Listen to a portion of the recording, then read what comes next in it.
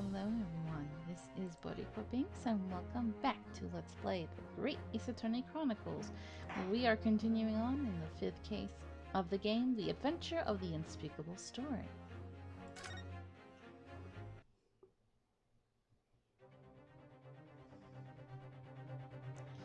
Alright, so now we are going to confront Gina about the bloodstains on her jacket. Do I have to converse to her about it? Or maybe I present it? Or... can't examine. Do I present the blood stuff to her?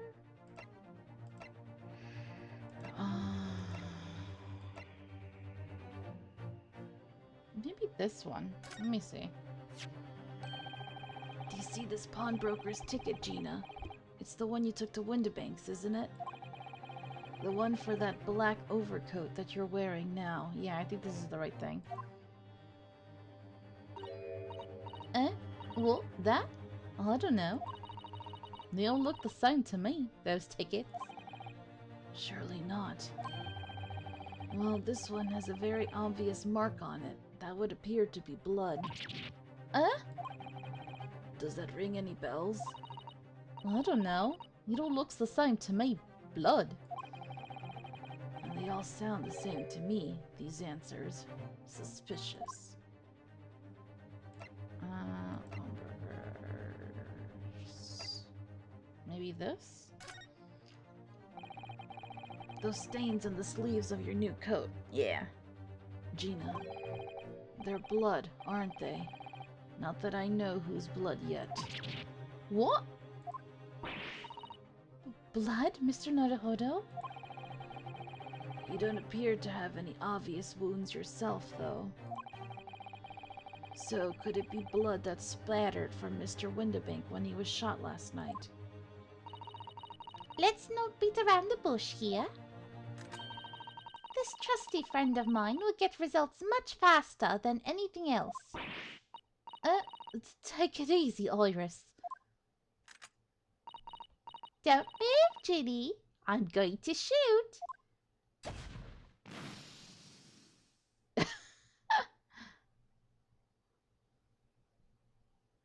Oh. Purple. That's not Windibank's color. Oh. Oh my. What the? Forget the sleeves. The whole coat. Oh, the whole coat is covered in blood. Of course. The black color of the fabric was masking the stains. That's why we haven't seen them until now. And the blood has reacted with the chemical to turn a purple color. Are they gonna ask me? I need to I need to look. Let's see. This one was green. This one is purple. And we believe that this one was thrice-fired mason. Yep, that makes sense. And Windibanks is blue. Got it.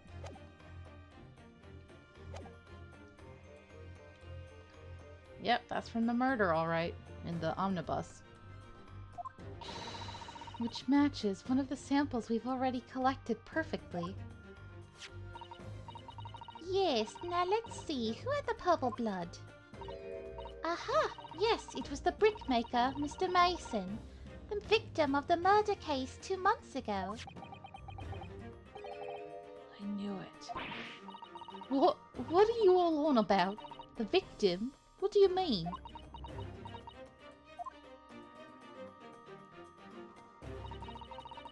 It's a rather uncomfortable situation, Mr. Naruhodo, but I think this makes things quite clear.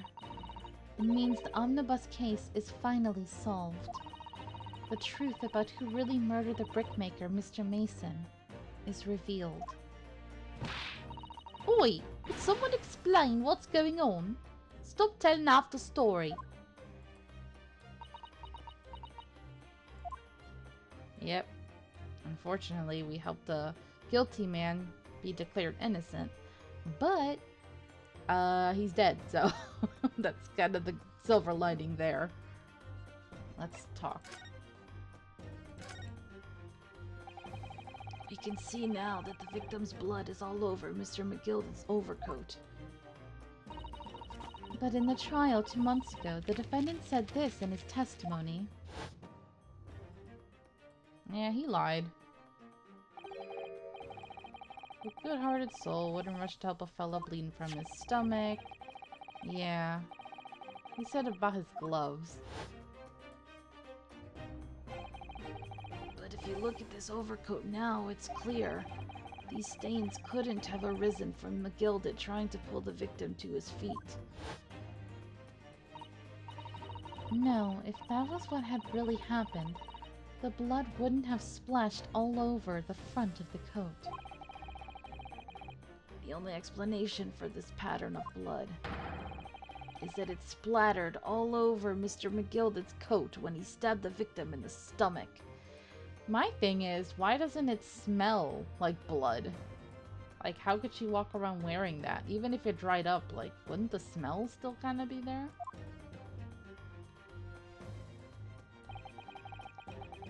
I've tried to run from the truth for long enough, but there's no escaping it now.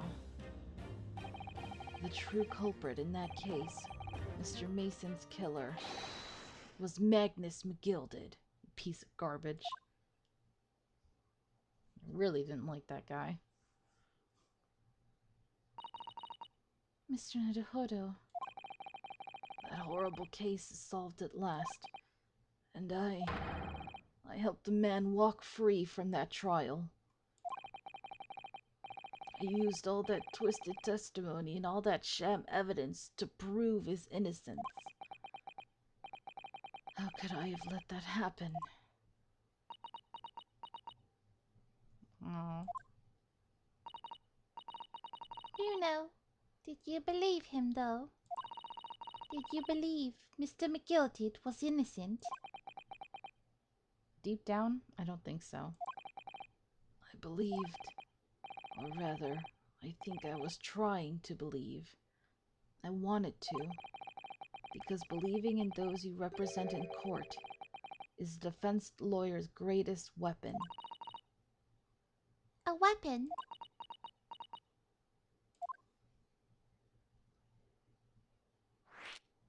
Oh.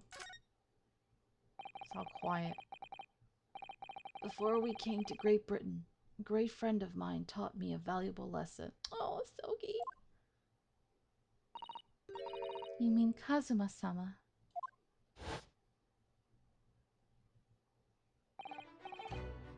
Ah, there's the music. Oh, it's been so long. Oh, I've missed you, darling. Oh. This hurts, man. This hurts. He's so freaking hot. I love his music. He's such a good guy. Oh, this hurts. Listen, Ryunosuke. We lawyers are only human. We can know for sure what is the truth and what is a lie. Which is why we must resort to our primary weapon. An unwavering belief in our clients. That's all we really have. Unwavering belief? Only when we truly believe what our clients tell us can we fight with everything we have for their cause. In any battle, there can be no victory without faith. So I believe you, unwaveringly.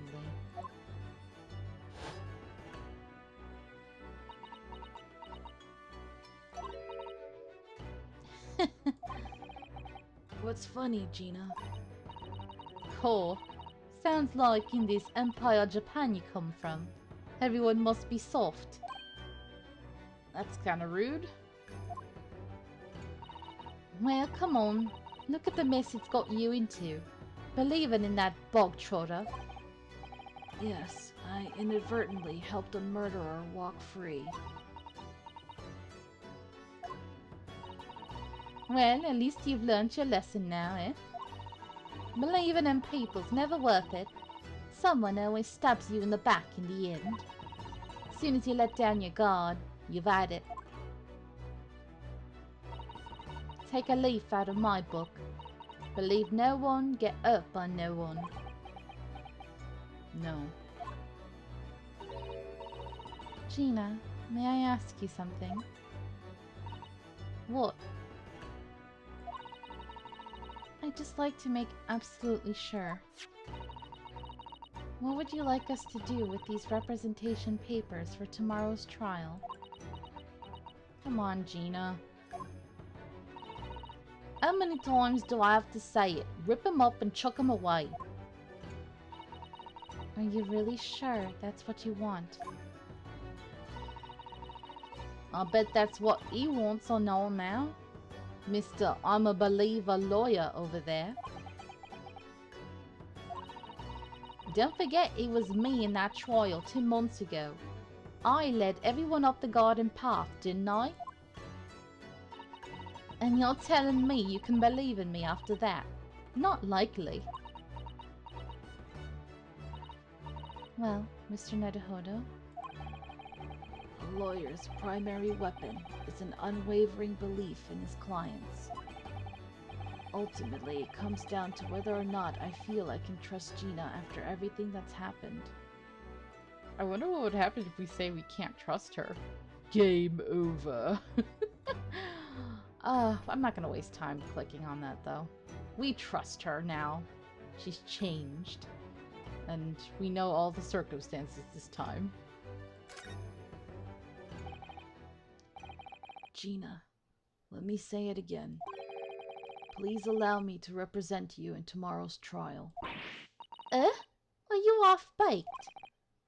Not at all. You've not once admitted to committing the crime, have you? What's more, I believe that you're telling me the truth. Seriously, Mr. Naro Odo? Narrow Odo. Didn't you hear all of what I said before? I'm a born liar. Fibs just trip off me tongue. And I'm a diver, don't forget. I pulled the wool over your eyes 2 months ago and got you into all sorts of trouble. Why would you ever trust me now? I just don't get it. Gina. I do understand why you choose not to put your trust in others. But I assure you, there is more to this life than you yet realize. What do you mean? Remind me... No, not options. Hold on, it's court record. And people? Okay, Susato 16, Iris is 10, Gina 17. Oh. Why did I think she was younger? Wow, Susato is like so much more mature than Gina, even though she's a year younger. Oh, these young girls. What do you mean? The world we live in is full of people you would do very well to trust. People who won't ever let you down. It's true that I'm just a student of law, and I'm certainly lacking in courtroom experience. But I can promise you this. Whatever happens, and until my very last breath, I am completely on your side. Aww. This is some very powerful stuff. This feels... I can tell Phoenix really is your descendant.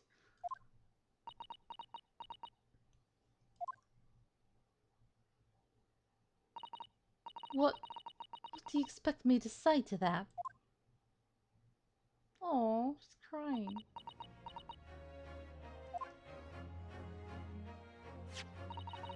Then it's decided.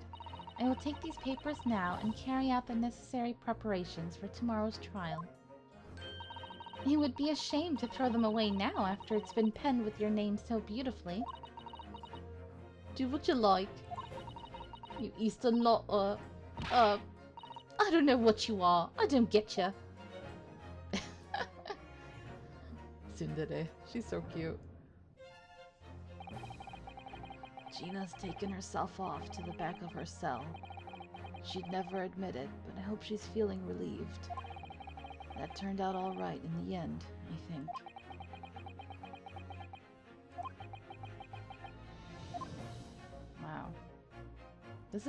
This is a lot. Whoever's hiding there, show yourself at once. Eavesdropping is the height of cowardice. Oh, Miss Susato? nobody should be listening in like that. That's bad. Somebody is there in the shadows. I can sense it. Somebody who wasn't there before. What? Uh-oh. I feel like this might be Gregson? Blimey, you're sharp, eh? Yep. I suppose you were using one of those mystic Japanese arts, like the art of stealth I've heard so much about. If anyone was being stealthy, it was you, Inspector, and that felt very illegal. Rexy! Oh, dear me, I am most terribly sorry, your ladyship. I didn't mean to startle you. How long have you been listening in on our conversation? Good grief, listening in? No, no, no. I just got word that there were some visitors who were refusing to leave even though it was after hours. I assure you, your ladyship, I only just arrived. This very minute, not a moment earlier. I don't know if I believe him. That's all it is. Nothing untoward, nothing at all. After hours? Is it that late already? So then, I'll humbly excuse myself now, your ladyship. Ta-ta, toodaloo, cheerio, all the best, bye-bye and bye. That's a lot of farewells and not one of them appropriate for her ladyship. Oh, but I wanted to have a chat. I'm terribly sorry, but time is pressing at the minute. Oh, I see. That's a shame. If I don't get this emergency that the Supreme Court dealt with sharpish, Lord Strongheart will, well... Emergency? Lord Strongheart? Nothing. Forget I said anything. Anyway, I'm off. Alright, Grexy, if you have to, but let's chat soon. Delighted, charmed, can't wait. If you please, my pleasure. That's a lot of pleasantries, and not one of them sounded sincere. That was kind of shady. Grexy's so funny. He says such silly things. It's certainly entertaining to see an inspector of the police fawning to a 10-year-old girl. But anyway, I wonder what this emergency is at the Supreme Court. I must attend the court clerk's office now before it closes. Yes, of course. Thank you, Mrs. Sato.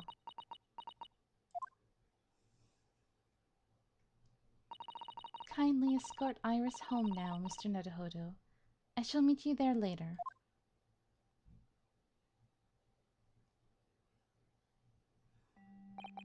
And so, our investigation came to an end. Susato-san went to file the necessary papers for my defense of Gina the following day. And then it hit me. I could no longer suppress the wretched feeling that had been gnawing away at my insides. Tomorrow, Susato-san would be leaving Britain and making her way back to Japan. Oh, I hope she makes it in time for her dad. Are we finally gonna be able to question her about what lies she's been keeping? Alright, it's 11:13 p.m. Nedahodo-san, it's been a very trying day, hasn't it? I do hope you're not too exhausted. What about you, Susato-san? Today has been even more trying for you, I'm sure. Mr. Holmes was shot before our eyes, Gina was arrested, all on the back of the news that her father has fallen ill and she must return to Japan at once. I hope your father recovers soon. Thank you for your kind words. Tell me. I wonder why it is that so many thoughts rage in my head like a storm. And yet I seem unable to find the words to express any of them. I know exactly what you mean. Anyway, I have one final task to complete as your judicial assistant. Once that is done, I shall make preparations for my departure tomorrow. One final task. Okay. It's just 2 months since we arrived in London, but we've managed to establish this office and was finally feeling as though we were settling in. I would be lying if I said I felt no regret. I'm so sorry, Susato-san. It's just so sudden. I really don't know what to think. I've had no time to gather my thoughts. Oh. I know we've only been here a short time, but in my limited experience of the courtroom, I feel I've learned something. And what would that be? It seems to me there are many facets to people's personalities. Facets? And like a jewel, the light plays off them in complex patterns, illuminating their actions and their motives. But we see only... Oh, I see. But we only see a small number of the total facets. Typos. And what is illuminated is only a part of the whole story. What lies in the shadows? What do those facets we cannot see look like? Perhaps there are some parts we'll never lay his eyes on, for as long as we live. That's so true. Sometimes I feel as though I'm blind to so much, but I keep hoping that one day it will all become clear. That all the facets will be illuminated and I'll finally understand how everything fits together. Naruhodo-san, that's so poetic. I suppose what matters is that we keep our eyes open and keep moving forward, even if the way sometimes seems dark. It's amazing to think it's been just 2 months.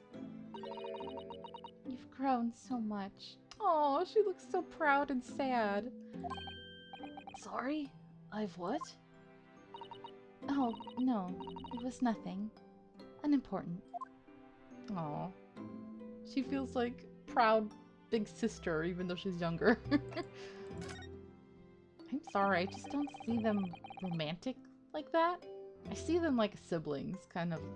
You know? It's cute. Do you know what time you will leave London in the morning?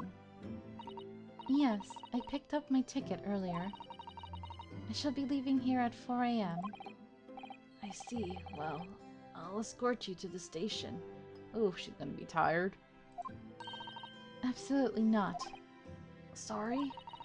I'm sure you realize why I couldn't possibly let you do that.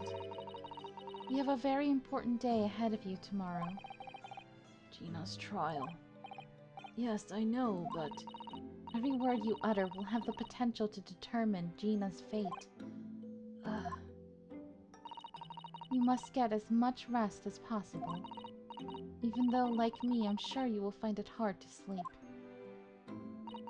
But please, for me, do try. Oh, alright. You mentioned one final task a moment ago. What did you mean? Oh my, I nearly forgot. Please, I want you to have this. Oh, is that her handy little journal, notebook, book that she's always reading?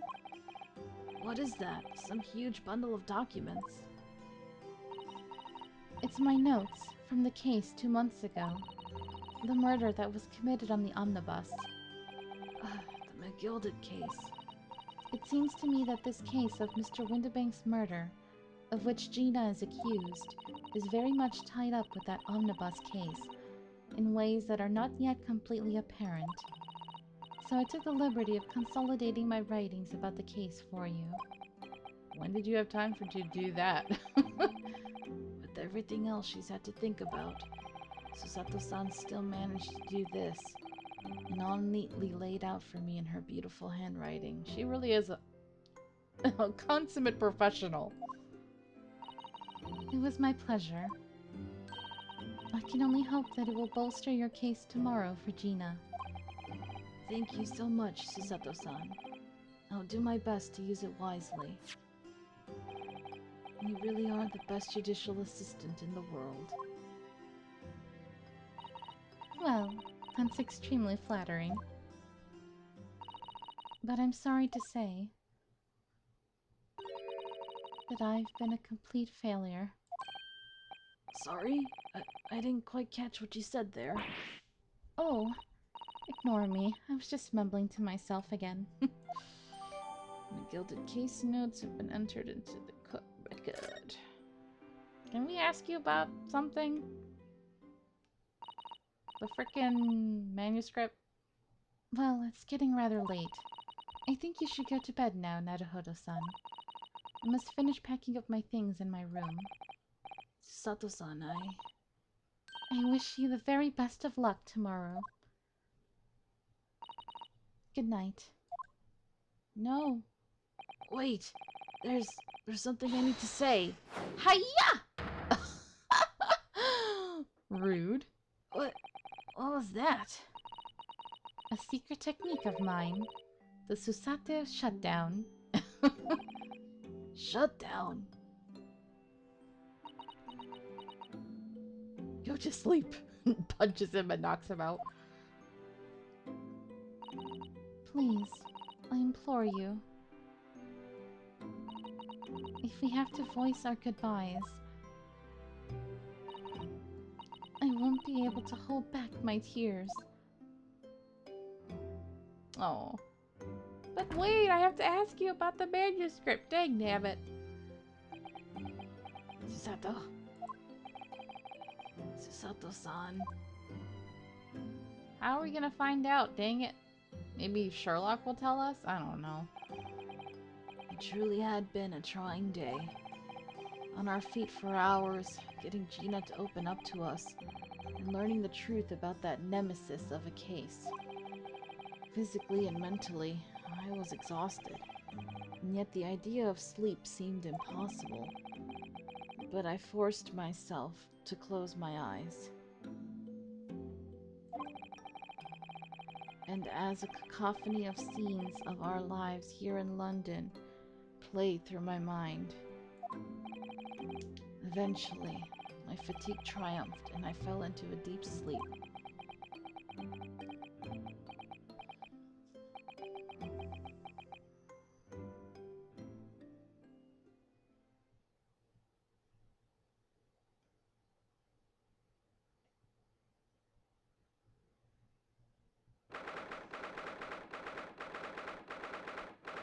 The small hours. I guess the small hours is like after midnight. Okay, we're at the hospital. Yes, I quite understand. I don't know who's talking. That is a great weight off my mind. Cutscene? Oh.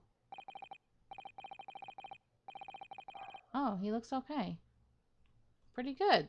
I thought he'd be in, you know, maybe they just didn't want to put him in the hospital outfit or something. Rest assured, I shall put everything in place exactly as we have discussed. Thank you so much. It has been an honor and a pleasure to be acquainted with you, Mr. Holmes. On the contrary, the pleasure has been mine. I bid you farewell, and Godspeed.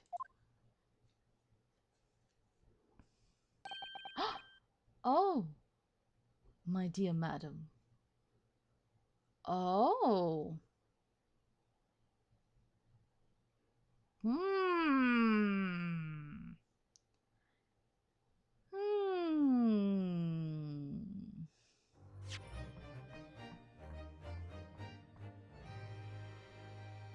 Interesting.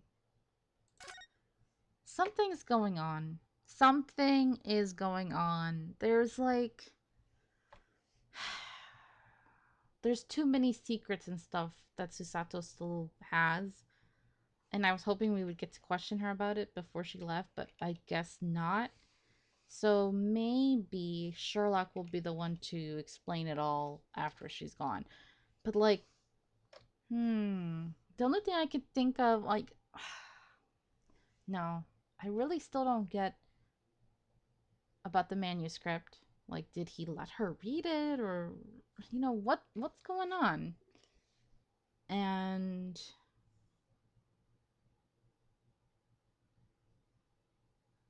I don't know.